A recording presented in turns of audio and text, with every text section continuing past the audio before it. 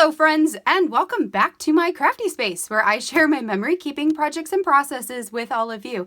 If this is your first time here, hello and welcome. My name is Krystal and I am super excited that all of you are here today. If you haven't already, make sure to hit that subscribe button down below so you can see all of my future crafty videos, and any of the products or the links that I mention in this video I will put in that description box down below.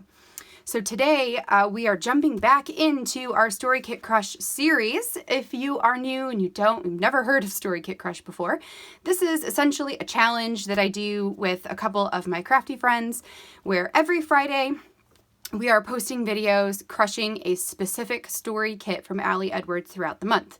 So the whole premise was that we all have a lot of product that we've purchased and we love, but we've never used. So we are pulling those out of our baskets of happiness, which is a new term that I'm going to start using. I had a friend recommend that that's what they be called, and she couldn't be more right. They are baskets of happiness. They are full of things that make us happy. So we're pulling a kit out of our baskets of happiness and doing our best to use that entire kit up throughout the course of a month. So today is the last project that I'm making using the Gratitude Story Kit. And full disclosure, this idea was totally scrap lifted from Ali Edwards herself. So in her class, she did a project very much like this, a little bit different, but for the most part, I mean, this idea came from her brain, not mine. But the idea is to use these hexagon shapes that came in the kit in order to create a hexagon layout page. So this is like my sort of sketch of what this is going to look like at the end. Mine is going to have a lot more hexagons on it than hers, just because I want to try and use up all of them if I can. I have two white cardstock pieces that I have already trimmed to be the size of a page protector. So this is going to be outside the page and it'll have some interactive elements to it. I just need to hole punch these babies so we can figure out where everything can go, and then that will be that. And then I'm going to try and use up the rest of what I've got left for this kit. So I don't have very much left, which is a good thing, right? But what this whole spread is based off of are these Grateful for hexagon cards. So there are 9 of them. Hold on, let me make sure. So there's 4, 5, 6. There are 8 of them. There are 8. So there's 8 of these. That makes sense because I have 8 journaling spots. And I also, from an add-on, and this was not part of the gratitude kit, I think it was from maybe like a summer, like a June kit, I had purchased these like acetate hexagon shapes that have colors that go with this kit very well, but not necessarily sentiments that go. Some of them do, like no plans or not really road trip, get outside, soak up the sun. Some of them are good, but other ones like summertime, it's not summertime when I'm telling this story, so that doesn't really work. But I'm still going to get these on the page, and I might just put some embellishments on top of them to cover those things up. So my plan is to use all of those and then to fill in the rest of the areas with some pattern paper that I cut down to this size. So I have like this card, which I might not use because I kind of like it for, you know, a future project. It's really basic, and so that could be good for a project down the line. But I do have these, this one I printed on my own paper and I used it in last week's project, so I might use that as something like, you know, it could be kind of cool. And then I've got the rest of this card and the rest of this card. These were both 4x6 that I cut down and I used last week for my circle page. So those 3 papers will work great. And then I have a stash of Freckled Fawn traveler's notebook papers, so I pulled some out that I thought also kind of went well with the colors of this kit, and so I might use those, cut them up into hexagons as well. So that's that. I've got a couple of embellishments left, and I'm going to find a way to put them all on this page. And then the last thing that I did prior to coming to the desk is I did go on my computer and I printed off 8 pictures of regular, ordinary, mundane things that I'm grateful for right now. And I'm going to be using these to create I'm going to adhere them down to the top part of the hexagon, and then I want them to flip up to the journaling of why I'm grateful for those things in this moment. So I did go ahead and do my journaling and my pictures prior to getting to the desk. And I did videotape that, or I screen captured it. So before we move on in this process and speed you guys up to get this thing done, I will take you over to my computer just for a couple minutes and show you how I made this hexagon shape so that when I cut it, it is like the perfect size, right? I might need to trim a tiny bit off, but for the most part, it'll be perfect. And these are perfect too. So let me show you how I put these things together, and then we'll come back to the desk. I'll speed you up, put this thing together, we'll slow down at the end and close you out. All right, let's do this. Okay, so we are going to get started here on my computer within the Photoshop Creative Cloud program. So, which is primarily what I use for my digital stuff. So the first thing I did there was to open up a new canvas that was sized 3 inches wide by 2.5 inches tall, which is the size of the like outside portions of that hexagon. Then what I did is I hit my, for me it is Control and the quotation marks. If you're using a Mac computer, it'll be your Command quotation marks, I believe. And that gave me a grid overlay on top of my canvas. I wish I would have left my canvas background white instead of transparent, because you guys would have been able to see it better, but you can kind of see what it looks like here on this black shape. Once I had that done, I selected my pen tool from over on the left-hand side menu, and I drew out my shape. So I just clicked to make the dots for the lines wherever they were supposed to go. So it was like I did the middle of the left-hand side first, then I went up and I did, I believe, 3 squares in, and clicked on that corner, and then just kept doing that to create the shape that you see here. Once I had the shape all created, it filled it in with whatever presets I had, which at that time was just black. So for this one, I changed it so that the fill was white, but then there's a black outline. So this is an example of how you can create a shape with an outline on it in order to print it off and see where you need to cut in order to make it that shape. Now for me, I wanted to make mine without an outline on it.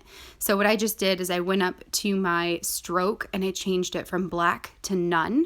And then I'm again going to repeat the process of clicking on the different corners of these squares to create the shape for this hexagon. So the top and bottom portions are 2.5 inches wide. And then that just kind of helped me to gauge where I needed to put those crop marks. Also, I do pull down a guide mark right there, or a guideline, in order to show me where the Grateful For title would be on this card. Now, my journaling is going to go underneath the actual Grateful For card, but I am going to still adhere the top portions together so that I can create a flip. So I know my journaling needs to start underneath that guideline. It just gives me an idea of where to start that. Then let me show you how you can turn this into not a layer template, but basically a template for your photos. So I'm pulling up one of the photos that I'm going to print. I'm just going to do some quick edits on it. I'm going to select the entire thing and paste it on top of that shape that I created. Then I'm going to go to create clipping mask. So I right click on the layer, select create clipping mask, and that's going to clip it inside of that hexagon shape. Now, once it's inside that shape, I'm going to go ahead and adjust the size of the image. You can hit Control T in order to transform or, adjust the sizing. Or sometimes, I think mine just started that way, so I could just go ahead and adjust it. Then that allows me to get this like perfectly sized the way that I want it inside of that hexagon. And then I went ahead and merged those layers together. So it's all one layer now. Then I can just copy that shape and paste it onto an 8.5 by 11 canvas, which allows me to print them out all on one page like this. Okay, so now we are back at my desk. I hope that that kind of explains how I was able to get those shaped into their hexagons. If you guys have any questions, feel free to ask. Also, I do apologize that my lighting is so washed out. I do not know what happened here, why it's like that. I did move my table and my whole setup because I wanted it to be a little less in the way in our basement. So I'm still trying to get used to that. And therefore my lighting is crap right here. But I wanted to keep this in so you guys could see the beginnings of how this project came together. So I took the 2 white cardstock pieces, and the first thing I did was to get those both hole punched. That's going to help me later determine where to place things, just, you know, so I know where those holes are going to be. Then I'm going to go ahead and get everything cut out. So what I did is I first grabbed one of those Grateful For, one of the Grateful For like hexagon cards right here. And I put a piece of cardstock right across the line of where that title is and trimmed out the hexagon-ish shape for that top.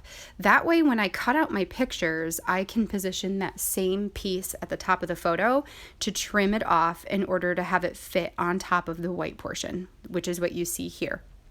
So then I did go ahead and get all of my photos trimmed out and that top portion cut off so that I could just layer them up. I laid everything out so I could kind of figure out what colors went best on which ones. Then what I did, and this is a really fun trick for how to position your journaling in a shape like this. I took a spare piece of vellum and I cut out the hexagon shape out of that vellum. Then I could take my trimmed out journaling, I could position the vellum piece on top of the journaling. That way I know that it fits perfectly inside of that shape, and then trim it out using the vellum as my template. So because I did not print mine with an outline on it, I was worried that if I had the outline, you might be able to see the black around the outside. And I really just wanted these to blend in with my background white piece. So I was worried about that. I probably would have been fine, but you know, that's fine. This works too. So that's just a fun trick. Use some vellum to help you cut out shapes if you don't have an outline. So we have got everything cut out. Next, I need to start getting everything adhered. I am going to position things just to make sure I've got enough here. And then I also have a pile of extra cards or pieces of cards and some pattern paper that I had pulled out that just kind of went with this kit nicely. And this allows me to see how many more hexagons I'm going to need in order to fill in this page. So I do leave this on here just so you guys can see like how I get everything positioned on here. I did want to make sure that all of my photo portions were in the middle of their pages because I don't want those to be cut in half or to have bits, you know, cut off of them if they are overlapping the top or the side or the middle edges. So that was important for me to make sure I could position it, you know, in that sense. Then I did go through all my pattern papers. I cut out some additional hexagons, which you can see here. And then I, you know, just put everything to the side so I could start adhering those pieces together.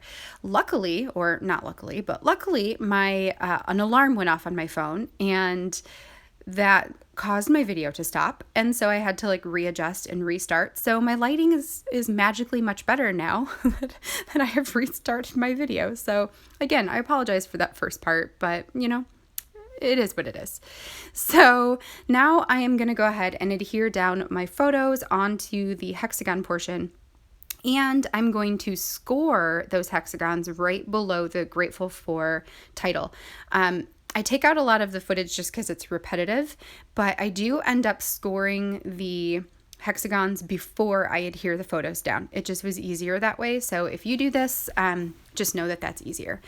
Then once I had the photo and the grateful for hexagon title adhere together. The next thing I did was to adhere those down onto the journaling portions so that they are all just like it's like a little booklet of my photo and the journaling underneath. So I have all of those done, and that allows me to just move those around and not have to worry about accidentally adhering one of them down to the wrong journaling or anything like that. So I have those on the pages I want them to go on. Next, I am going to pull over these acetate hexagon shapes. I really feel like these were from like a June or July or August. Like it was a summertime kit, and they were an add-on for the Stories by the Month. I just loved them, and I loved their colors, and then I never used them. So that happens, right? That is why we have this whole series in the first place, is because how often do we buy things that we love and then we don't use them? So in the spirit of getting things used, these are all going to go on this page. So I do want to try and get things spaced so that I don't have a bunch of the acetate right next to each other, or the same pattern next to each other, or anything like that. So I do try to adjust it that way. Also, there are some portions where the acetate piece, because there's like a word in the middle of them, I think it's maybe just one, there might be two, where the hexagon overlays enough that the title doesn't show up. So like that one at the very top that says no plans, which really, that would have worked as a title for this page because this is all like during quarantine time. So no plans would have been just fine. Anyway, it just kind of worked out that it allowed me to cover up some of the sentiments that don't work. And there are some additional ones that kind of don't work, and I will end up just putting some chipboard pieces or embellishments right on top of it, and it doesn't matter. Like the gray one where I've got it's like a greenish gray, where it says be obsessively grateful, the pink chipboard piece is right on top. The other cool thing about using these shapes on this project is it did allow me to use up all of the rest of the cards that I had, or the patterned cards that I had. So the one that's the blobs, and it's got give thanks on top of it. It's kind of cool because it looks almost like there's like bundled up string behind that sentiment. And that was one that I had printed. So I've already used that card in its entirety, I believe in a Project Life spread in my 2019 album. But I printed it again because I wanted a circle of it from last week. And then I had a portion of it left, so it let me use up the rest of that portion. So once I had everything positioned the way that I wanted, the next thing I did was to take them off in layers so that like they're all in a line and I know the order of how everything's going to go. So what I'm going to do, I will adhere down this middle first. I'm going to start from the middle and build to the edges. That allows me to make sure that, one, everything's on there the way I want it to be on there. And then also it'll line up perfectly to the other side. So I'm going to adhere everything down. And then once it's all down and good, I will cut it down the middle of that line and re-punch it so that it's all set. And then I can work on the individual sides. For these acetate pieces, so this is where things get tricky with acetate because you can see through to them. So I have a small Xyron machine, which is right there. You can see it's purple. And that applies adhesive to the backs of things in order to make them like stickers. The cool thing about using it with acetate is it applies even adhesive. So when you stick it down, because the entire thing is covered with the adhesive, you actually can't see the adhesive behind it versus like a roller tape where you could see the individual roll marks. The Xyron machine works really well with these acetate pieces. However, because mine is small, I'm only able to do these portions that were cut in half, which, in case you missed it, I am using my what is it called? My We Are Memory Keepers craft knife to trim off the excess. I'm just placing it where I want it to go on the page, using my page as my guide and trimming it off. I'm not doing it perfectly. Like it's not like a perfectly straight line.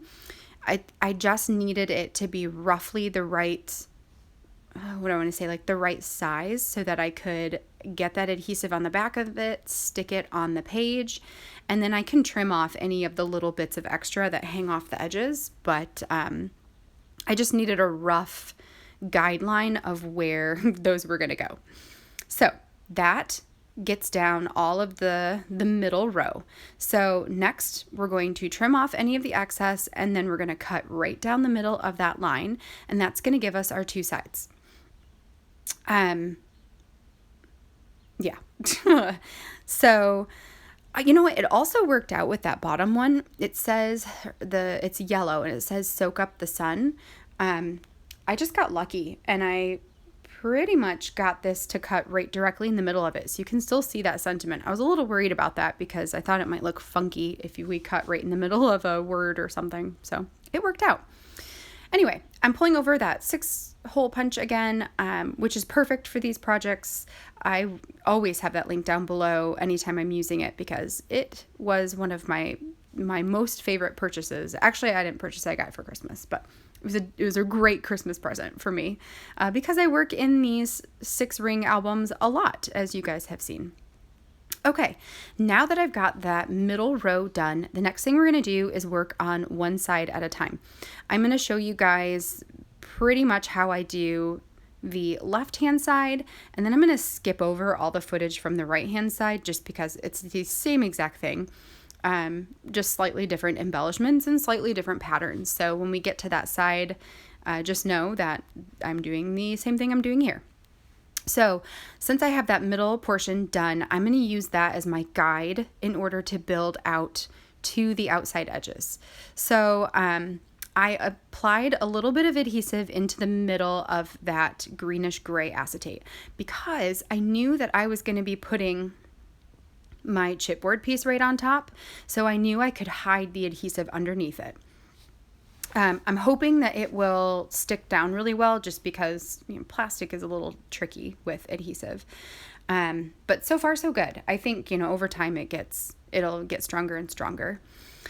Then again, I've got a couple more of those acetate pieces. So I have one that's going to be here on the bottom where it says get outside. And I specifically put that one there because I have a picture of our outdoor playset and that seemed to work really nice. And then I've got another one in the middle of this side. And that is one where I did cut into the middle of the sentiment. So yeah, I'm just kind of keeping the halves. So what I did is I took that rubber piece. I'm going to put a little bit of red line tape on the back. It just is the best adhesive when it comes to these rubber shapes. And I am going to position it so it covers up that word on the acetate piece. It's nice because it's like the same color, but it's also a little bit more saturated, so it still pops out from the acetate piece. And that right there is side 1. So like I said, we're going to skip over the majority of side 2. So there you go. You can see kind of the end of it. But I did want to show you that, I have the top and the right and the left edges where they interact totally with the edge, right? The pieces interact with the edge. And at the bottom, I had a few that interacted, but then I had a few of those like really tiny white spaces, and that bothered me.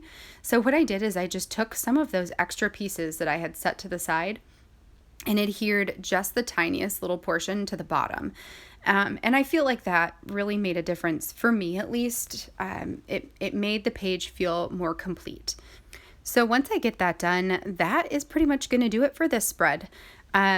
I didn't read you guys my journaling because there was a lot of it, but I will have some close-up photos at the end and in my Instagram account if you guys want to see more of that.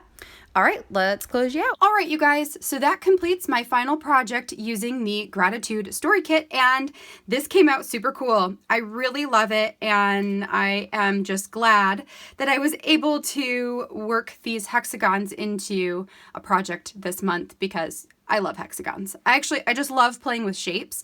So I hope that between last week with the circles and this week with the hexagons, that maybe you guys have some fun ideas of how to use shapes to create a basis for your project.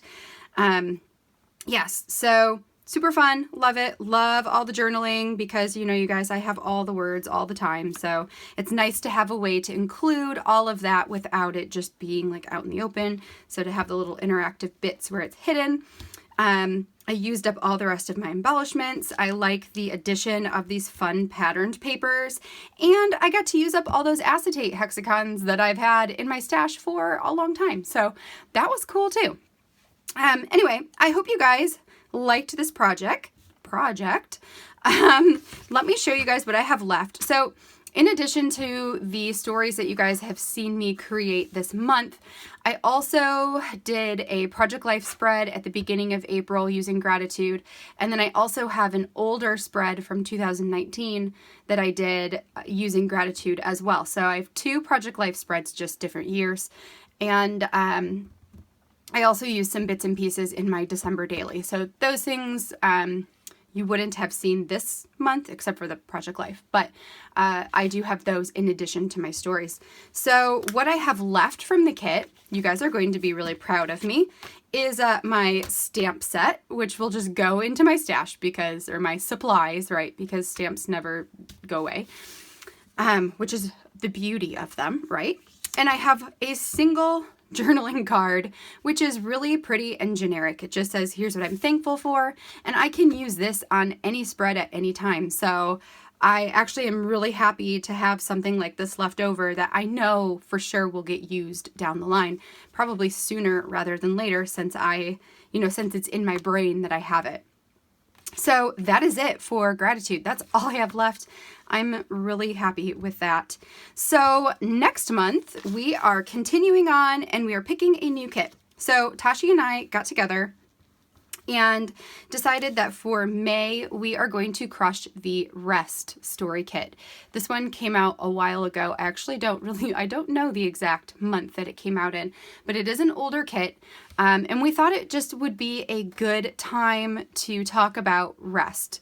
How are we finding rest in normal, the normal life? How are we finding rest from all the negativity of the news? And then just how are we enjoying this time and enjoying the step back from the hustle and bustle of normal everyday life?